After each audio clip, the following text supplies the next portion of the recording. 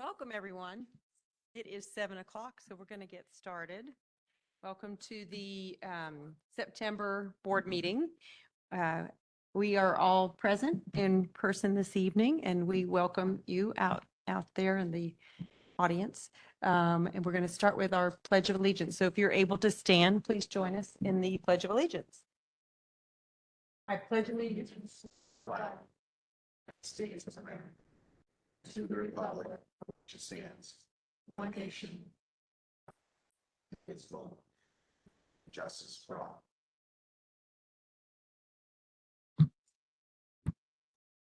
Our first item on the agenda is the printed materials. And that's it.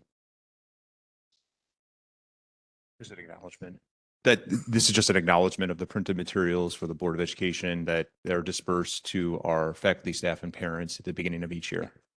Okay. Thank you. And John, are all of these on the website too? That is correct. Thank you. Yes. And next up, we have our guest this evening from Tetra Tech coming to. I'll introduce him. Okay, go ahead. Oh, Sean, sorry. No, Yeah, it's sorry. okay. So thank you so much to the Board of Education. We're privileged tonight to be to have our architect and senior project manager here, Sean O'Brien from Tetra Tech, to present on the update on our capital project. So I'm going to turn it over to Sean in a minute, but just to capture again, back in December, the board, as a reminder, our voters of Lake George authorized a capital project here for our transportation facility. We have been hard at work since that time. We've been meeting regularly. They're called owners meetings. There's an acronym for that, but we meet not only with Tetra Tech, but Schoolhouse Construction, who is our construction management team, and as part of that, members from our district as well. So our maintenance department, our transportation department, Bonnie and myself, and then of course Sean and members of Tetra Tech. So we've been hard at work on that. So it's a great opportunity as we start the year to give an update to the Board of Education on our project, what it looks like, the timeline, and kind of review some of the things that we have been doing in regards to the decisions that have been made over the last several months in the planning process. So I'm not actually going to do the presenting tonight, but Sean is, and I'm going to turn it over to Sean O'Brien. Thank you, Sean. And I do know your name. I don't know why I called you Garrett. I appreciate it. Just this way. Okay. All right. Well, thank you for the opportunity to present an update to the board and attendees today in the audience. So first, I just want to touch on schedule. So where we have been was the pre-referendum, all the work that we put together with the district and the community input. We put together the information, put out a vote, the vote passed. That took us into the design phase. We're 3 phases of design: schematic, detailed design, and then the construction documents. So currently, as of September 5th, we are in the construction document phase. Once we conclude design, middle of December, then we'll go into the New York State Education submission for their review and approval. Once we receive approval from architecture and engineering, and then the commissioner's final approval, then we'll have the ability to go out to bid to contractors. And then once we award bids, we'll go to construction. So there's a little bit more in-depth look at this whole process. So currently, we're right here in the orange box, which is the production of drawings and specifications. All the information that we've had to date, working with the design team, the owner, the construction manager. We've received estimates on our current design process, information specific to the transportation and the district's needs, as well as identifying all the code requirements, and obviously having to contend with the unknown of the mandate for the EV buses.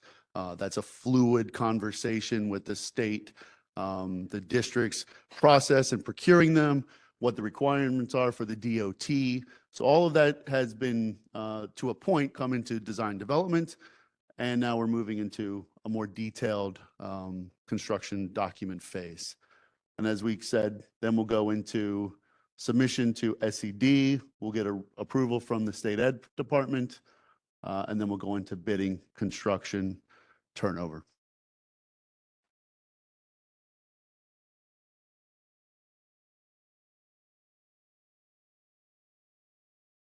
Okay, so just as a highlight as to what exactly we are in the process of developing now, we've got the specifications and drawings. That's what the design team is working through currently with input from the owner and the CM.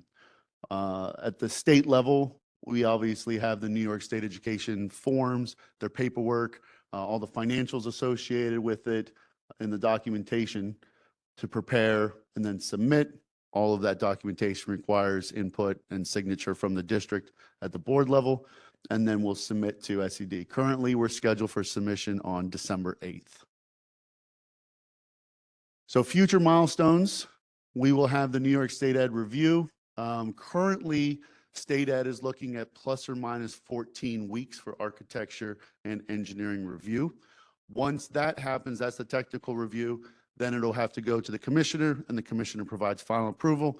That's been roughly another additional 30 to 60 days.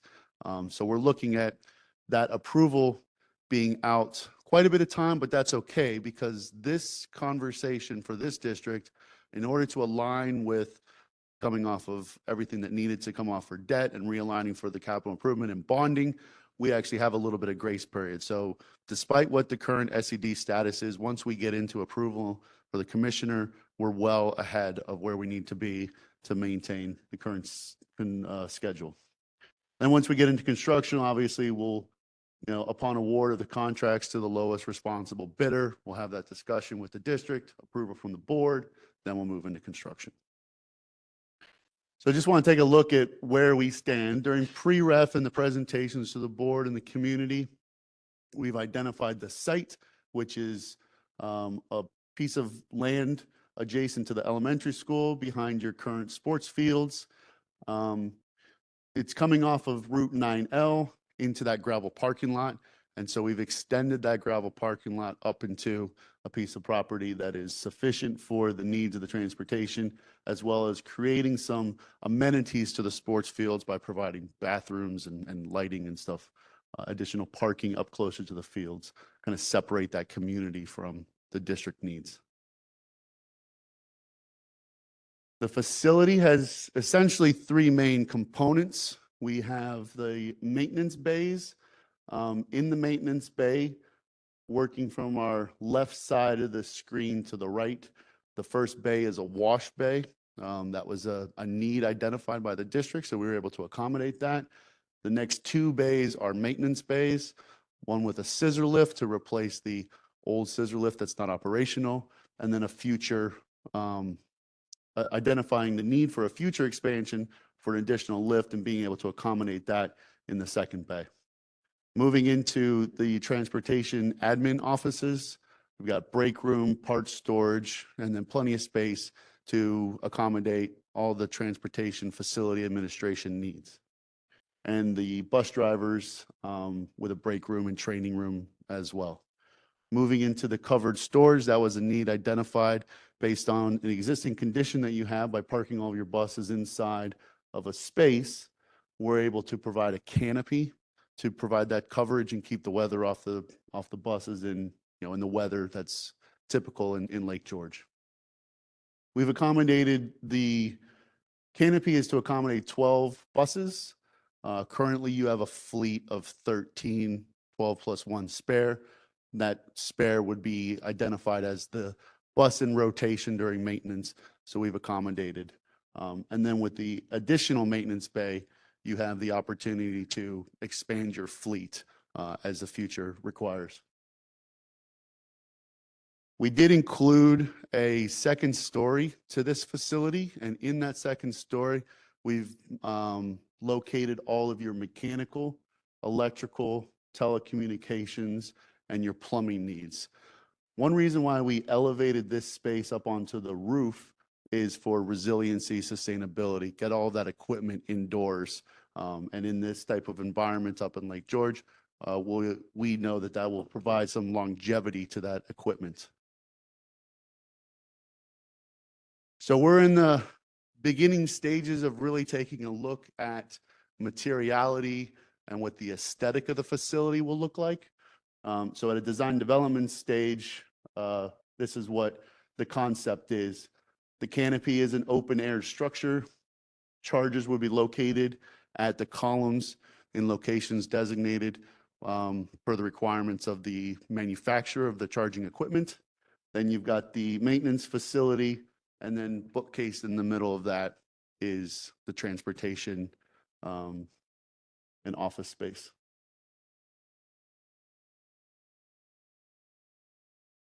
So these axonometric views, just want to give a little bit more flavor to the approach up to the building. So the bottom is, as you come up the drive, that's the north view. So you'll be seeing, the maintenance facility is the, the purpose of this capital improvement project, and then storage for the buses beyond. So again, we're just discussing materiality, but we do understand that there's a need for more of a robust type of material being used because it's a maintenance facility. Vehicles will be coming in and out. So we do need that durability and longevity to this facility. It is a high use facility compared to, some other typologies. And that's their consideration when we're developing the material choices, as well as meeting the aesthetic of Lake George and the mountains around, and identifying the locale in which this facility will be located. So this will be your back view, the west view, and on the other side of this facility is your sports fields. Thank you. Any questions? Yes, please. Where the open storage is, what direction does that roof face? Would that accommodate in the future solar panels if that was something that was being explored? That is something that we have explored at length. The concept of the sloped roof is to be able to accommodate should the district desire to proceed in that direction. Taking a look at the original estimates that we received, the cost of solar to accommodate is out of budget. So we can't accommodate the panels at this time, but we have discussed including the infrastructure. So cables and space allocated for future inverters in order to accommodate it if the district shall choose. Further discussion, though, at the last meeting, we've identified that should the district decide to add solar panels onto a roof after 5-10 years, you're no longer in alignment with the life expectancy of the roof compared to the life expectancy of the panels. So it is ideal to install solar panels at the same time that you have a new roof. And we learned this with discussions at Queensbury. So they put a roof down. 12 years later, they put solar panels down. The roof needed to be renovated. They had to remove panels, put panels back. It's a little bit of a nightmare over there. The scale is much larger. And at this moment, moving into construction documents, we have not identified that it's in the best interest of the project to put solar panels on that roof. As the district continues to explore solar technology and the need of the district, there are other opportunities around the campus to utilize solar that may be better suited to technology upgrades and the whole discussion of solar, not at a roof, but rather in the parking lot and other areas to accommodate that. So that's the current conversation we're having. It's not off the table 100%, but it's not ideal at this time. Yes. I had a question. It just triggered, I had the same question that Katie did, but do people, if we are not able to install solar panels at this time, do people still lease solar panels? I mean, is that something that has been looked at or discussed? It is. Yep. Yeah. So our electrical engineer actually has a background in solar. She came from a solar design firm and is now with Tetra Tech. So she's been really trying to research the best opportunity for the district with this: lease, lease to own, buy straight out. We've also been researching the grant opportunities that federal and state are coming out with solar programs. And, to be honest, the solar technology is so fluid at the moment, the scale of solar needs. So essentially, we'll, just think about it in this way, that the amount of solar that we're able to accommodate on that sloped roof is not adequate to power all of your buses. Okay.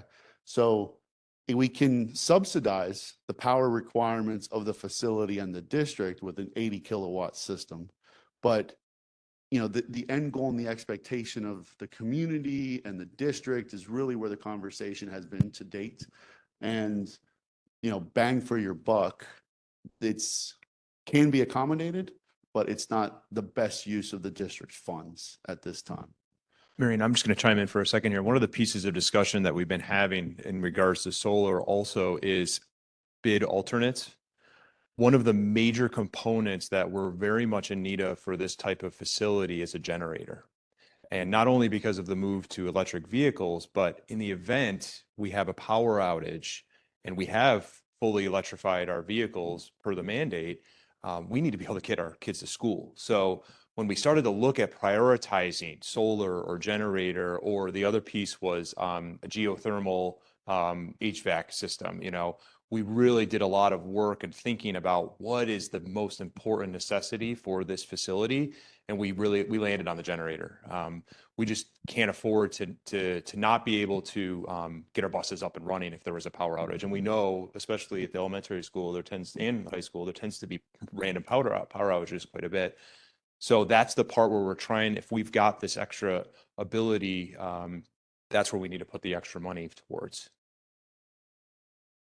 I've got a question about the surface. Is any of this permeable pavement? What's the impact there with the water within the watershed there and the runoff and all? Sure. It is not permeable pavement due to the use of the equipment on. I'm sorry, I went one too far. So it's heavy duty asphalt from the road all the way up and around the entire facility. We have included, so one of the other aspects of this project that we've had to contend with is the adjacent wetlands. And we've been very careful not to, we've had them delineated and we're very specific as to where they are. And we don't want to cause an issue with the Army Corps of Engineers and any other issue with runoff from this project or stormwater management. So the hard surface that we have to contend with coming down the access road will be collected in a retention basin subsurface structure underneath the parking lot area at the bottom of the site. And then that would provide water quality, filtration, and reduce the speed in which the runoff goes into the pond and into the adjacent area. At the top, again, we've been looking at underground surface structures, but we've got some additional land up here that we can utilize that's not as close to the wetland area. So the green and oval right off of that parking area, that's a stormwater basin. So a wetland pond or a stormwater detention pond. So the concept is that we would shed water surface, collect roof drains below grade, bring them to catch basins that provide the proper water quality filtration, and then put that into the pond and allow the pond to then evaporate and disperse into the existing stormwater system that you have around the track. So because we're so close and adjacent to that structure, we can utilize a system with some additional care, obviously, because we can't increase the runoff at the end of that structure with this. So we've engineered the stormwater management system to contend with all of the hard surface area as well as the existing systems that are in place. Thank you. It's a great comprehensive answer. And what a great learning opportunity for our students who are right there. They could come and study it. I've got another question. Sure. I'm looking at the schematic for the interior, the admin area, and wondering if it looks like we have two traditional bathrooms in there.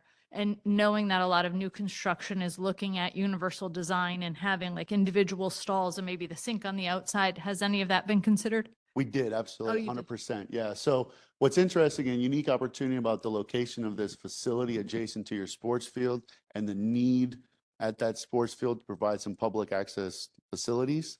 So those are the two more traditional units that you see there with the access doors to the exterior. So during an event, when the facility isn't being utilized as a transportation facility, it could be locked down and secured, and then the public could have access to those bathrooms during your sporting events.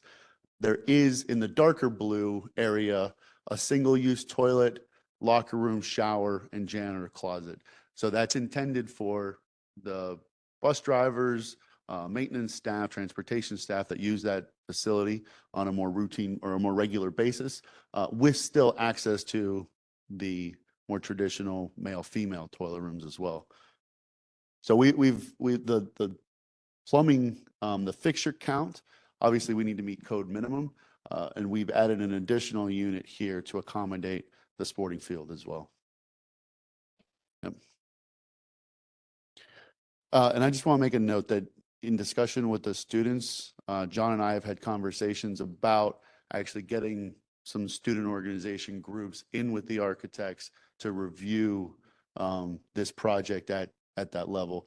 With the other tidbit that we currently design in 3D, obviously, but we use VR as a design tool for clash detection and actually getting designers into the space to review. And we'd like to take that opportunity to share that with your students and bring up some headsets and get them actually walking around. And we can do that at a board meeting too, if you wish. Bring headsets and have everyone walk through the building. I didn't want to ask another question, but I just want to compliment the aesthetic of the design. I think it's very beautiful. Well, And thank you. it looks great.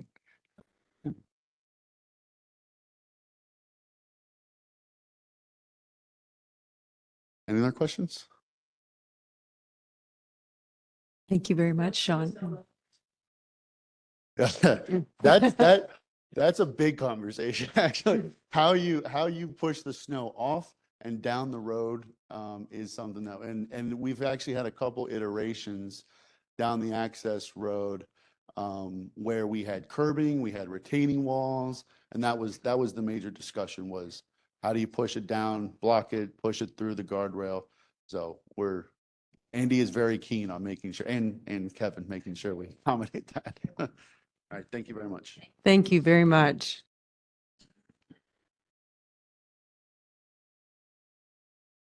Next item on the agenda is the public hearing for repair reserve funds. Yes, thank you, Katie. At this time, this is a public hearing due to the fact that we are required to, we had an unrepairable conventional steamer oven in our junior senior high school cafeteria that is severely broken. It is past its useful life. It's almost 18 years old. It's unrepairable. We did have it looked at.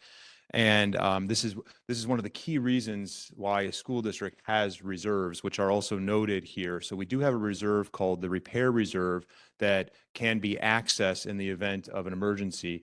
This has been deemed an emergency. That information has been submitted to the state in regards to that, and we are in need of purchasing an oven immediately to help support our school lunch program. So if anybody has any questions, this is an opportunity to open the public hearing in regards to this repair.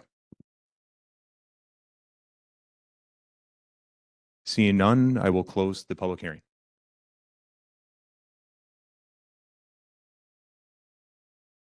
Thank you. Next on our agenda is the elementary update with Mr. Jim Conway, the elementary school principal.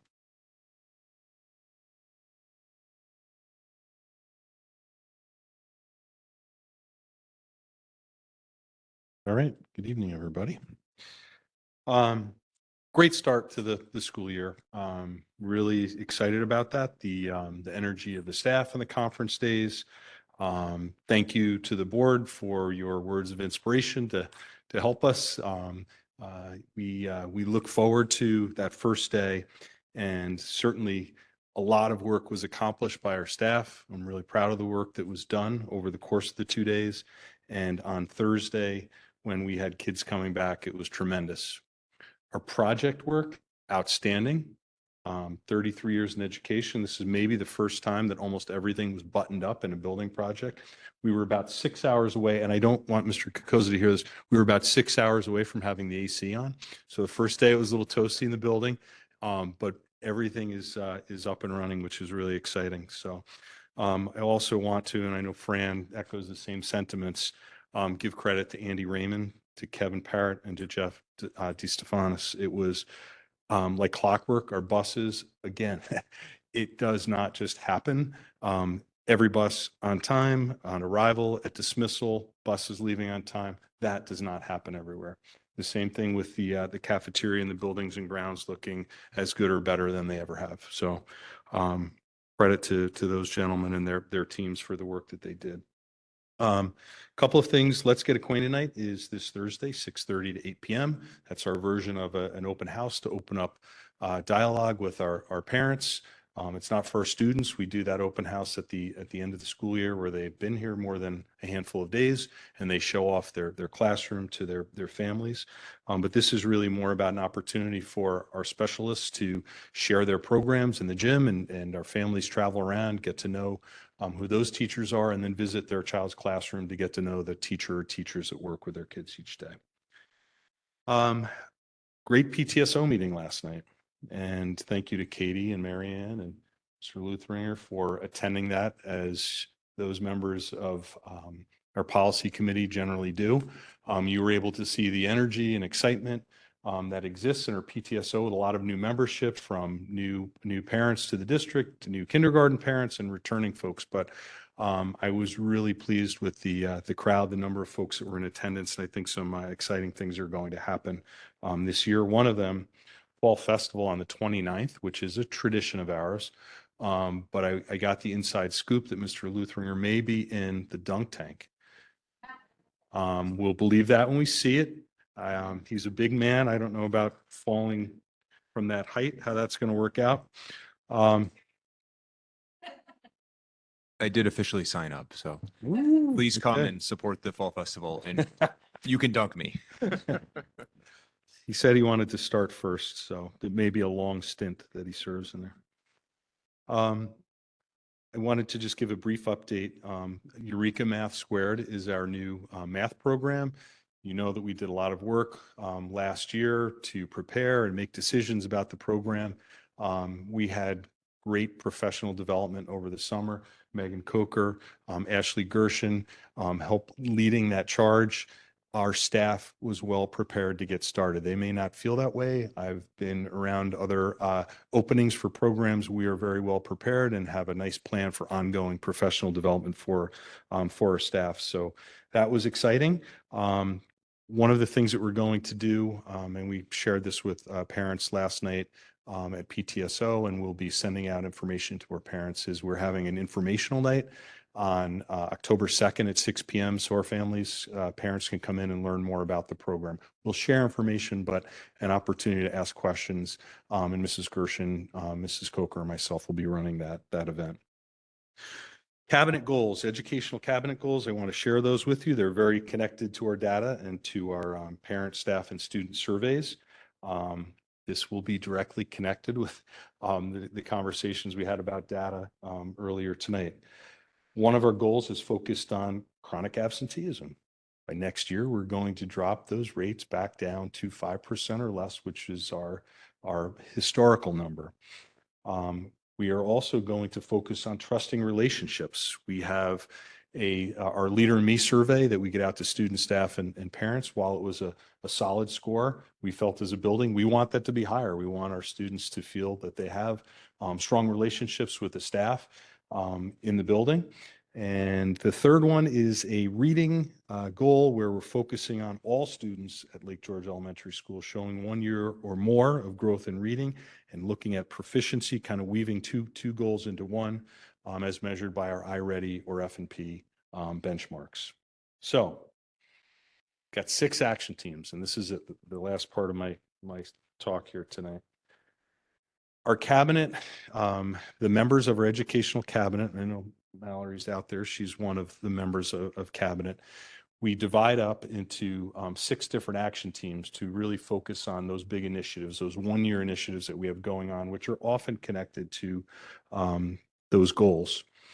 We have an attendance team focused on reducing that absenteeism rate, a group that's focused on trusting relationships and improving that MRA score for trusting relationships. We have a school-wide WIG, a wildly important goal, which is focused on those reading scores.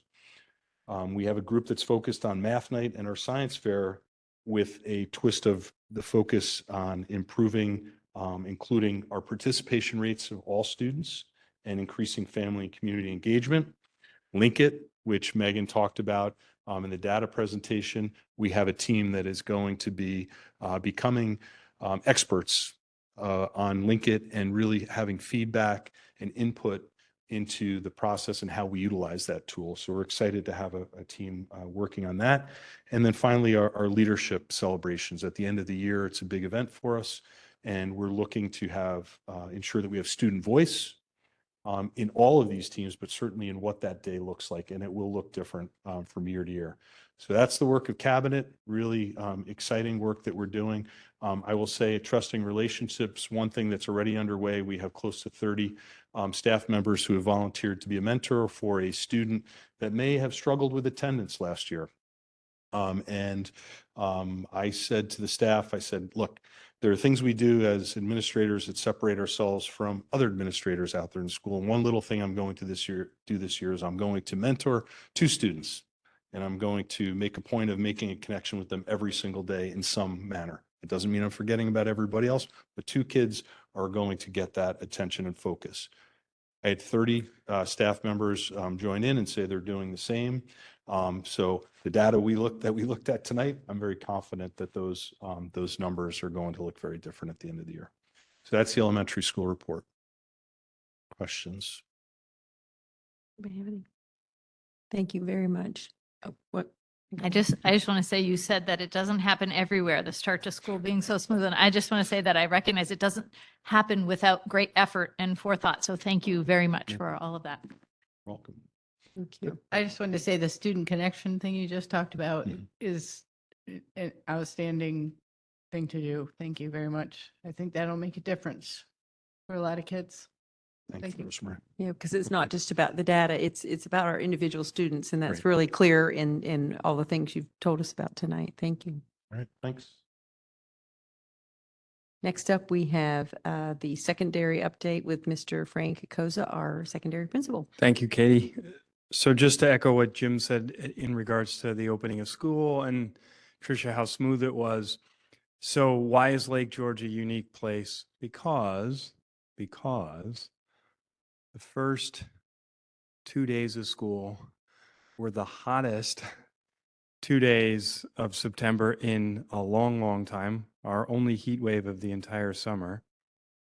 Then you add to it tens of thousands of people coming to the village of Lake George for the annual car show and trying to open a school system for the first 2 days of school in light of those 2 significant things going on is nothing short of just incredible. The type of dedication that our staff, our students, our parents, everyone, including the village and the town, and what a monumental feat it was to have this place put back together Monday morning. So it looked like nothing even occurred in the village Friday, Saturday, and Sunday. I got to tell you, going through opening school on Thursday and Friday, not one student complained, not one staff member complained. Folks were excited to be back, despite the heat and despite the chaos that was going on outside. And we do not complain. It pays the bills. but it makes Lake George unique. And Jim and I and John and Bonnie and Megan, we will never take for granted how incredible our staff is that they still, on the first 2 days, despite all of that, make it magical for our kids. So just a tremendous start for 23-24 school year. A few very quick things. The very famous and very popular alumni calendar fundraiser is back for the month of October. If you'd like to contribute and participate in the fundraiser, go to the alumni website, lgalumni.org, and you can participate directly through the website. I'm encouraging folks to participate and get involved before October 1st. So you have 31 opportunities to score big in the annual alumni calendar fundraiser. So go to the website for more information. Additionally, next Friday, the 22nd at Blue 32 at 5 o'clock is the annual alumni reception. So that's Friday, September 22nd at 5 o'clock at Blue 32. No cost. Show up and have some fun with Lake George alumni. Next week is also Spirit Week here at Lake George High School, along with the pep rally on Friday, our first in 73 years, Laker Day on Friday, as we honor our fall sports. And then Saturday being, Friday night being homecoming game, and Saturday being our homecoming dance. Last year, Forum focused on many goals. This year, we see the fruits of those goals, two of which I'll speak about. Open house. Our open house is completely revamped. It will be on October 12th, which is a Thursday at 6 o'clock. It is modeled very similarly to the elementary schools' Let's Get Acquainted Night, where we will not have many transitions for parents that evening. We're actually going to have parents in a large assembly to start off the evening, and then break off into departmental presentations in the library and the cafeteria, and encourage families who want to see the rest of the building to come back the following Monday for our parent visitation day. So this will be our first try at the new format, and our goal with revamping open house was to encourage families to attend, parents to attend, and re-engage with our parents. So we're hoping we have a positive impact with that. The second focus of Forum that I want to speak about, among many that we'll see how our work pans out this year, is through attendance. We have a few more things going on with parent notifications through Parent Square, with tardies and absences, along with some earlier interventions. Forum met today, was our meeting date. We're starting the process for developing our goals, which I will present at the October board meeting once those goals are set with Forum. And I believe that that's everything that I wanted to speak about. Fran, thank you for really paying attention to the attendance at open house and listening to parents and staff and all the feedback that you took in, and trying something new to see how that goes. So that's really great. Yeah, and we're excited about the feedback, not only that we got from the parents and taking that into consideration with the new format, but also our staff and what they're willing to do, what they're able to do, while still delivering what important information they want to share with parents. So we're hoping by shortening the evening and making it an easier format, that will have more folks turn out. Additionally, we've worked with the athletic department that nothing is scheduled on October 12th. So there is no excuse to not attend on October 12th. Yes, Yeah. it's significant. So thanks to Kyle and all the coaches, because we've been planning this a year in advance. Well, thank you for your work on that collaboration with everyone. Thank you. Next up, we have the superintendent report with Mr. John Luthringer. Yes, thank you so much. And just want to thank Mr. Conway, Mr. Kokoza for great leadership on those first 2 days, Mrs. Coker as well, Mrs. Hart as well. As they all said, we had an incredibly smooth opening, and it doesn't happen by chance. It really doesn't. It's not a coincidence. It's really a testament to not only their leadership, but all of the work that our staff does here, all the way from transportation to building and grounds, to food service, and also our teachers and our support staff. They've worked tirelessly, preparing for opening day. Many were here all summer doing all sorts of different things and participating in curriculum work to better their program for the start. And it was a great, smooth opening. So kudos to all of you. Thank you again. And thank you. I know there's a number of teachers in the audience tonight. So it was a great opening. I appreciate also Amy Baker presenting at opening day with your great words of wisdom.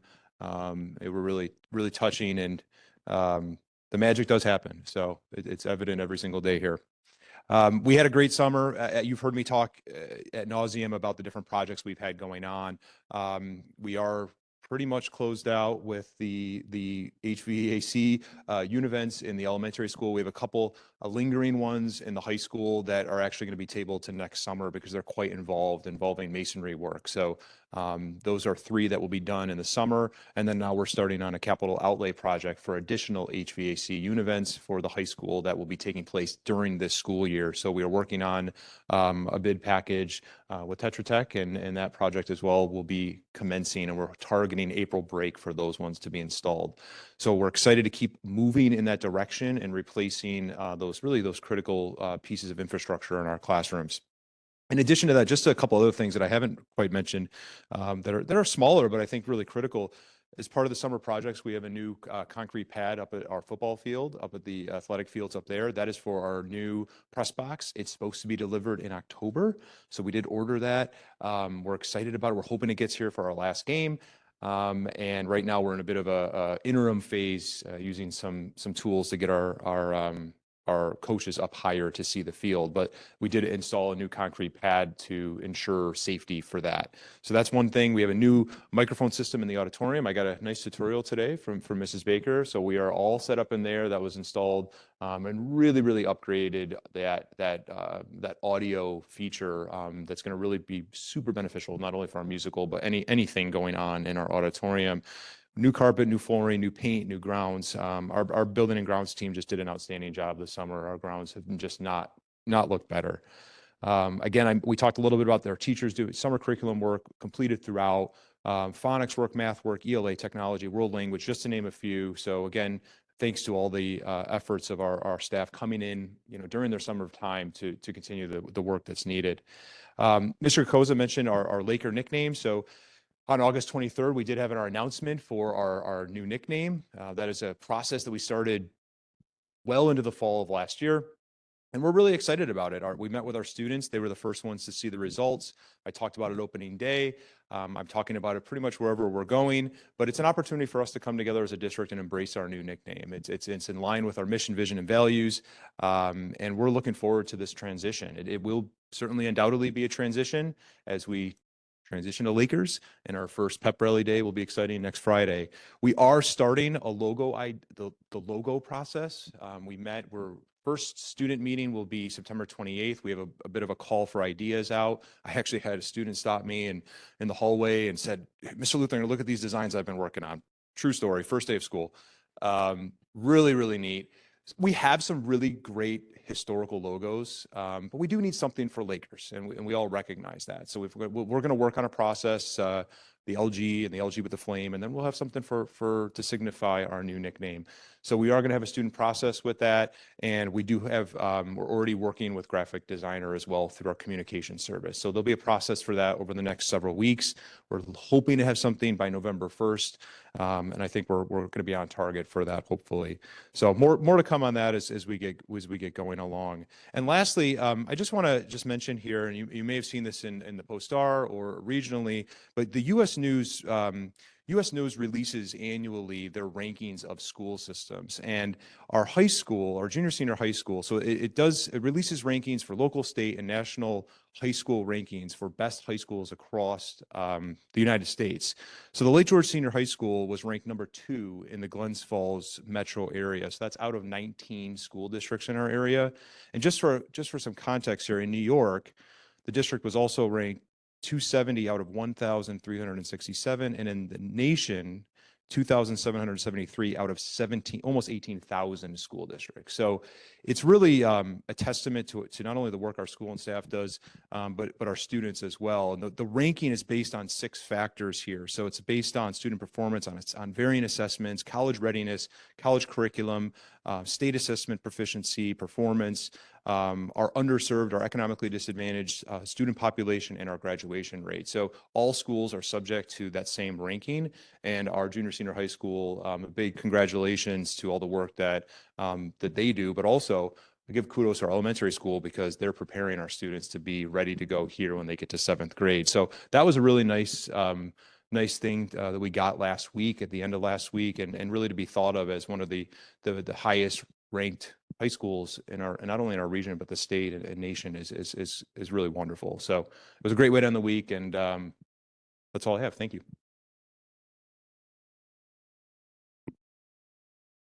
Thank you, John. Next up, the Audit and Finance Committee report with Mario Fasulo, who is the chair of that committee. Thanks, Katie.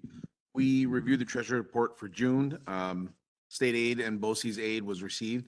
Any adjustments for 2022-23 school year will get in August or September once the state reconciles, the state and BOCES are all reconciled.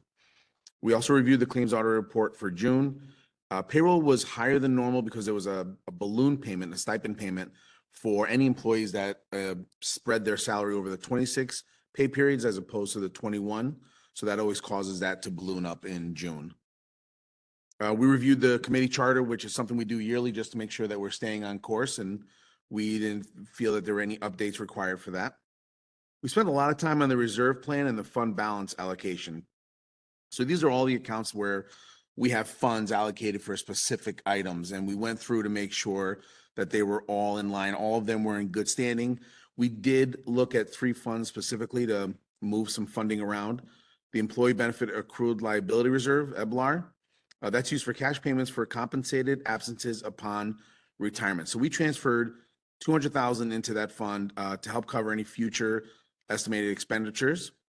And then each year, there's 2 funds that we also moved money into: the Employee Retirement Contribution and Retirement Contribution Reserve Subfund.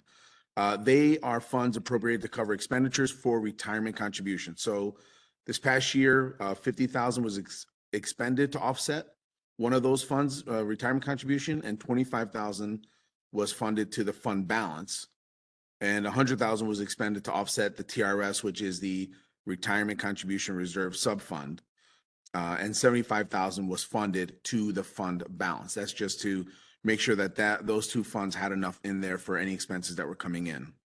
And then we talked about the Capital Reserve 2 project, which is really the bus garage, and the goal is to maximize that to help pay mainly for that capital project. So there was about a little over 525,000 that we transferred to the fund. 5,800 came from a tax reserve, and another 520,000 came from the general fund, again, just to help cover future costs of capital projects.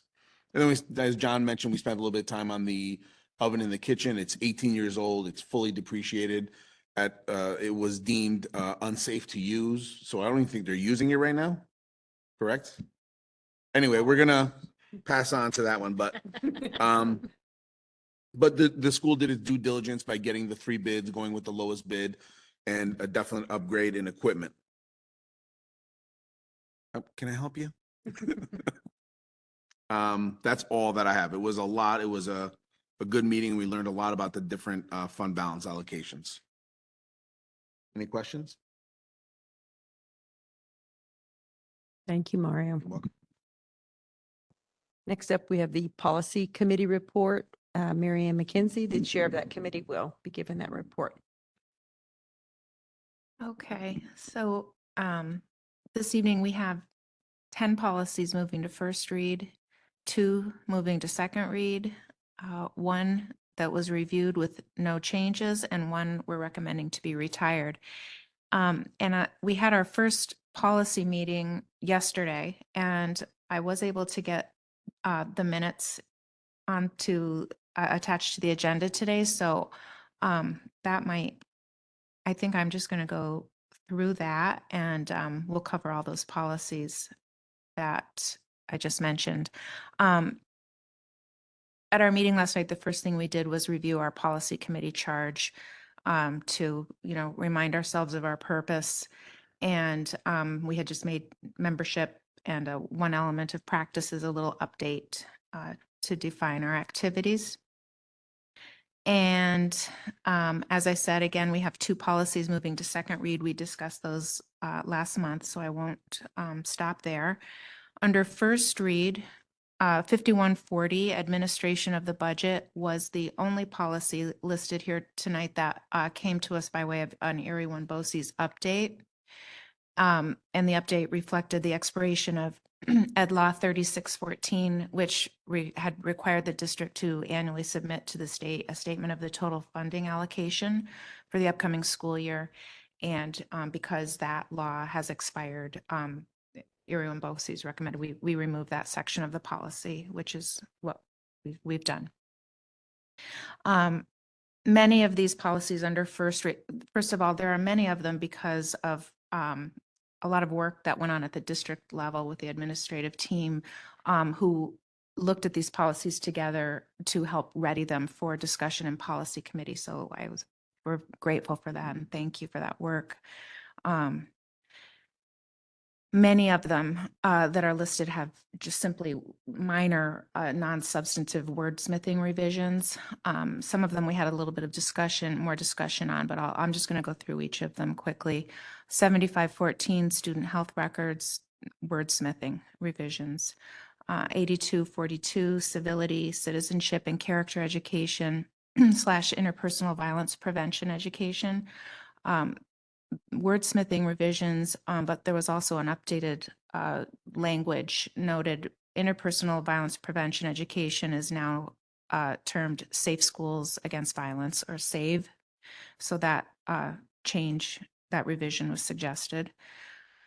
8250, animals in the school, instructional purposes, just wordsmithing revisions, and the same goes for the next 2, 8331, controversial issues, and 8350, use of copyrighted materials, all wordsmithing. 8430, independent study. I think there's just a little bit of wordsmithing here as well. In our meeting last night, as is often the case when we review a policy, it gives us an opportunity to have a little bit of conversation to learn a little bit more about how policy aligns with practices. And so that was the case with this policy last night. And we were, pleased to see the policy is very reflective of the legal language, and we have a high level of specificity around the district practices that really enable the district to serve students individually with their requests for independent study and the different pathways that can be taken to move forward. 8450, home tutoring, homebound instruction, wordsmithing revisions. 8460, field trips. In addition to the minor wordsmithing suggestions that were for just updating the language and improving accuracy, we added, we're suggesting an additional statement to address the circumstances of students who might require medication during field trips. And I think there's a reference added at the bottom to another policy that covers, that addresses medication as well. 8461, international travel, previously known as foreign travel. We made the change from foreign to international throughout the policy, and including the title. It's just a shift toward, potentially more welcoming language, and it's also keeps it in alignment with our other policy, the F1 visa policy. We reviewed opening exercises and there were no suggested changes, so that'll receive an updated date of review in the, on the website. And then we had 4 other policies on the agenda to discuss. We only had time to discuss 3 of them. And you'll hear more about them next month, most likely. 7250, student privacy, parental access to information, and administration of certain physical exams to minors. That was the policy that Trish had asked that we pull and change some of the language to make it more understandable. But good thing since we did that, some other questions came up and it's going to be better than ever. But there's just, that it's still under review, some other things to, just to clarify and make sure that our language is correct and understandable. 7422 guidelines for parent financed interscholastic sports teams. And we just had conversation to just be clear on what the process is and to make sure that the language is clear and comprehensive around that. You'll be seeing that one moving to first read next month, I believe. And then 8271, we didn't have time to discuss internet safety and internet content filtering policy. Oh, I skipped something. Recommending to retire 8310 purposes of instructional materials. We reviewed that policy and discovered that each element in that policy is already contained in policy 8320, which is textbooks, library materials, and other instructional materials. And so it's fully absorbed into that policy. And so it's redundant and we're recommending that we retire it as unnecessary. Any questions? I've got a question. Yeah. I'm looking at the controversial issues and I love the simplicity of it. But if sometimes a controversial issue is subjective, right? In somebody's minds, one person might think it's controversial and the other person might think it's the norm. Was there any conversation about defining controversial? Because we're asking teachers to do something ahead of time, right? So I'm wondering how do we know, right, that something is controversial in order to gain approval from a principal. But also there may be another policy that I'm not aware of that is a process of booking outside speakers that may cover this in another policy. I'm not sure. It's just a question I put forward. We did not discuss that. And I mean, I think it's something, I don't know if anybody else wants to speak on that tonight, but I think it's something that we can go back in our next policy meeting and have a conversation about. It could be as simple as putting a definition like we do in Mhm. some of our policies. Yeah. Or we could make the policy itself controversial and dig into it really deeply. That's a great question. Thanks, Tricia. Anything else? The next item on our agenda is our first of 2 public comment periods. And this public comment period is for items on the agenda. We have a public comment sign-up sheet, and we did not have anybody sign up for that. The reason we have that sign-up sheet is just so that we can track who's speaking, so we have the opportunity to get back to that person and answer your questions. So if you didn't have a chance to sign this sheet and you are interested in public comment, you're still welcome to do so. Do we have anybody for our public comment? Okay, so we will move on to the school business portion of the meeting. And the first one is the school business consent agenda. As recommended by the superintendent, be it resolved that the Board of Education of the Lake George Central School District hereby approves the school business consent agenda items A through L. In summary, item A is the motion to approve the minutes from the board meeting on August 8th. Item B is the recommendations for Committee on Special Education. Item C and D pertain to the Treasurer and Claims Auditor's report. Item E is to approve the 2023-24 Board of Education goals. Item F is the motion to accept the contract with Tetra Tech for the architectural services pertaining to the transportation facility. Item G is a motion pertaining to the sealed auction bids for the 2012 Dodge Caravan. The bids were closed and the amount has been awarded to the person in the resolution with the highest bidder in the amount of $5,300. Item H is again the second van that we put up for auction. Item I is a motion, again, for the two policies going to second read. Item J is, geez, that zoomed in. Item J is the policy to rescind the policy that was mentioned earlier for purposes of instructional materials. Item K is the motion to authorize the budget transfer of $29,591.27 from the repair reserve fund to the general fund to cover the cost of this oven steamer that we referenced earlier in the meeting. And item L is a motion pertaining to surplus lists and surplus property for the school district that are obsolete and damaged beyond repair. Do we have a motion? Second? Do you have any questions? Any discussion? All in favor? Aye. Any opposed? Any abstaining? Motion carries. Next item on the agenda is the adoption of the school nickname. As recommended by the superintendent, be it resolved that the Board of Education of the Lake George Central School District hereby approves the name Lakers as the district's nickname. So moved? Do you have any questions? Any discussion? All in favor? Aye. Any opposed? Any abstaining? Motion carries. Go Lakers. Mhm. Next item on the agenda is the faculty staff resignation consent agenda. As recommended by the superintendent, be it resolved that the Board of Education of the Lake George Central School District hereby approves the faculty staff resignation consent agenda items A through C. Item A is a motion to accept the resignation of Heidi Montville from teaching assistant position. Item B is a motion to accept the resignation of Michaela Johnson from the position of teaching assistant.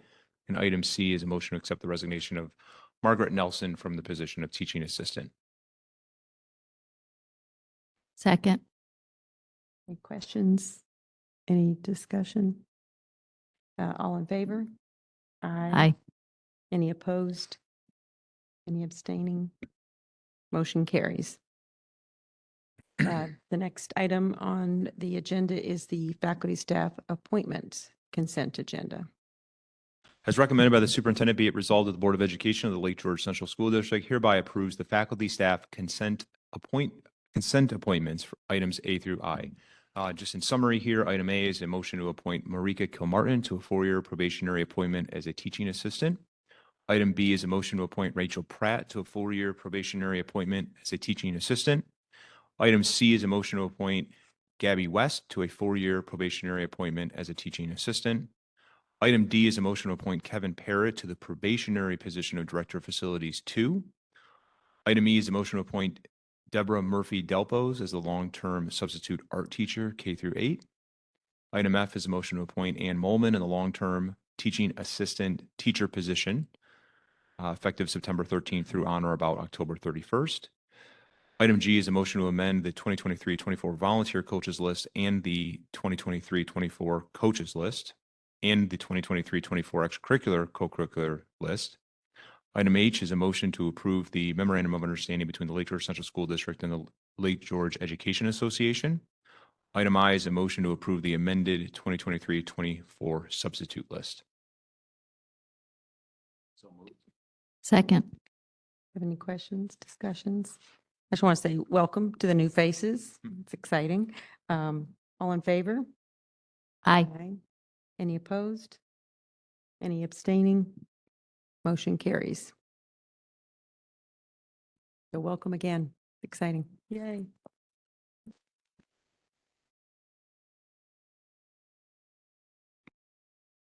And the next item on the agenda is Board of Education comments and discussion.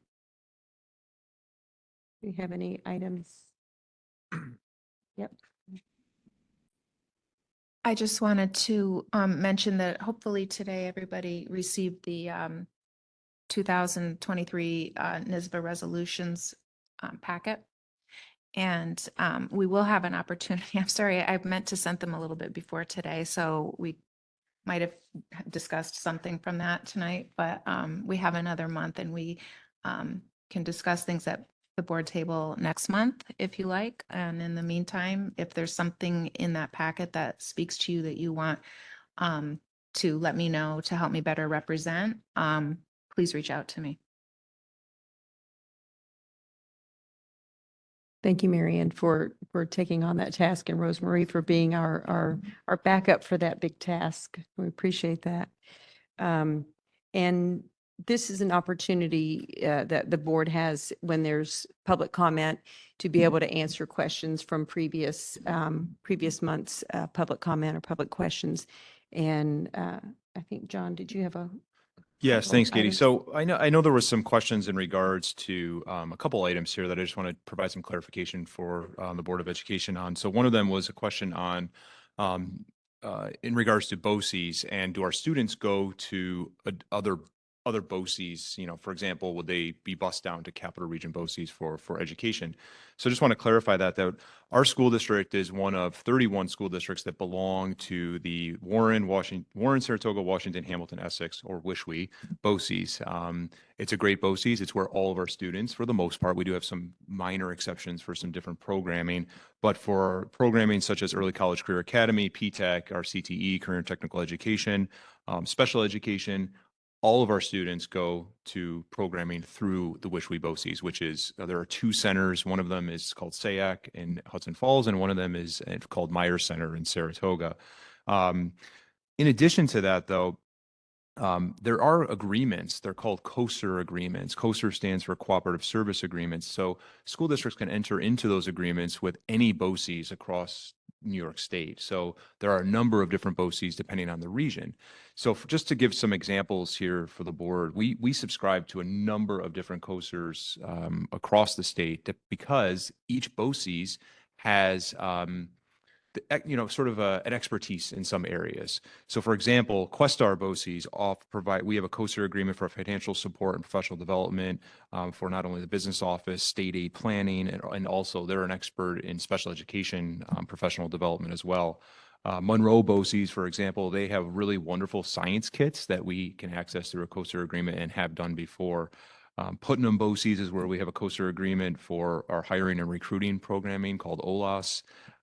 Capital Region BOCES, which you heard me talk about in the August meeting, is where our COSER agreement for our communication services exists, but we have a host of other things to include our Parent Square, our mobile application and ways to communicate with our parents. Much of our athletic software is purchased through Capital Region BOCES through a COSER, which examples Huddle, Schedule Galaxy, our telecommunications, data warehousing. Erie One BOCES is another example where we have a COSER agreement for the Leader in Me program at the elementary school, board docs, policy, and there's a number of other ones. We actually do energy management in our gas and electric accounts through OCM BOCES. So my rationale for sharing that is that school districts can do agreements across the state, and there are reasons for that because some of our BOCES have different expertise in different areas. So it's a nice feature, and it's certainly, in addition to sending our students to our WSHWE BOCES, we subscribe to them for a number of other arts and education programs, technology services, professional development, safety. Our safety and risk management is through WSHWE. And I would say I would put our BOCES up against anybody. Our WSHWE BOCES and Dr. Parker do an amazing job providing services to our school districts. And especially, I would say the academic and educational programs for our students are second to none at our BOCES. So just wanted to clarify that our students do go to WSHWE, and we can do COSER agreements for really a number of items across the state. Thank you, John. That's really helpful. Just have a quick question. Yeah. The COSER agreements, is there like a financial obligation with each one of them? Yeah, so you enter into agreement, and so yes, there is. There's a cost associated with them, but the nice thing about working with BOCES is that you get state aid. You get aid, I should say, BOCES aid the next year. So say if you were to purchase something through BOCES, you get money back the next year. There's a percentage of that. It varies depending on the item or the COSER that you're subscribing to, but it is a nice feature for districts to for a cost commitment. It's a lesser of a cost commitment. Frequent flyer miles and credit card points. Yes, kind of along those lines. Well, it's great to have expertise at a discount. I mean, Yeah. what's not to love, right? That, but having the, how many did you say that we're involved with? Just all those Just- different avenues that you can. 8, and that's just a short list. So Right. If Bonnie's got a question, she's gonna reach out to Questar, and they're the expert in the financials that can guide her and help her. yes. And then did you have another? Yeah, so I had another update as well as over the course of the last few months, there has been some questions in regards to one of our policies, so our gender identity policy, in regards to a Supreme Court case. It's called Skilling versus the United States. And in consultation with our school attorneys and that, we've done extensive research on that. And that Supreme Court case is specific, and what it says is that it's cited for a reference for void for vagueness doctrine in the Skilling case. So really what that means is that there was question whether or not our policy was void for vagueness, and that is actually absolutely not true. And in regards to the advice to our school attorney was that this Supreme Court case applies to penal statutes, criminal offenses. It does not apply to educational policy from a school board of education. We're bound by complying with the Board of Regents, the governing body of New York State, and our policy complies with New York State Education Department's guidance on the establishment of such policy. And the expectation from the Board of Regents that public school districts will create and maintain such a policy. So I just wanted to clear that up. We have done extensive research on that. I've communicated with that individual on a number of occasions, and we've had good dialogue. But I just wanted to make sure the board is aware that they're under no obligation to inform our staff or our school district that we're out of compliance, and we're very much in compliance and certainly in line with what state education department expects of school districts. Thank you, John, for not only enlightening us, but for your excellent communication with our community members who have questions and follow up and the research. Much appreciated. Great, thank you. Anybody have any other comments, questions, ideas, anything? Okay. The next item on the agenda is our second public comment period. And we did not have anybody sign up for this comment period. Is there anybody who has anything that they want to make a public comment about? Okay. Hey, Katie, before we adjourn, can I make a suggestion Yes. of the board? In honor of Spirit Week and all of the work that we have done to create this new Lakers identity, I'm going to, and also just to point out, I don't think it's a coincidence, but we're in an L-shaped format here, right, for Lake George Lakers.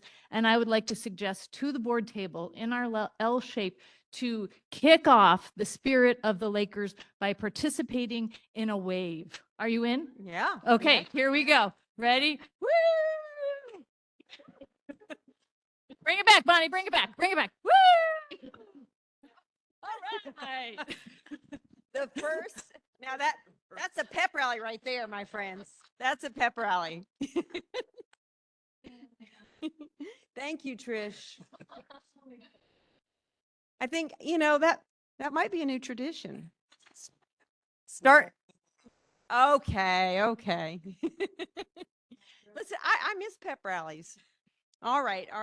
In record timing at 8:14, the next item on the agenda, unless anybody has anything else, it's hard to top a Lakers wave, but